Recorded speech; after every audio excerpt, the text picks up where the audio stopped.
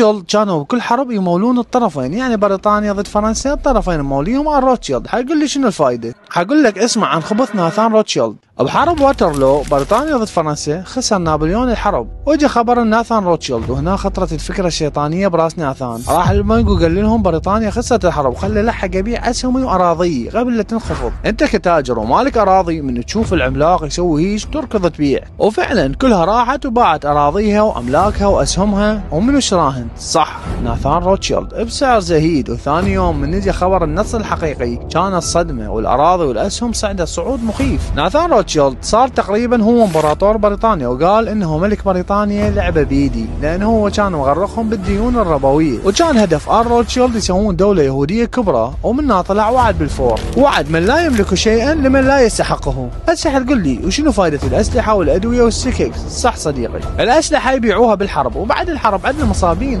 نبيع لهم ادويه، والسكك ننقل بيها وننظف بقايا الحروب، يعني فول كومبو. يقولون العالم اختفت، بس اذا دورت راح تلقى اسمهم بكل مكان، بنوك، وسائل اعلام، شركات استثمار. يمكن اليوم روتشيلد ما يطلعون بالتلفزيون ولا يسوون خطابات، بس اثارهم موجوده بكل دولار. وبالاخير اذا تحب القصص تابع القصص اخوان.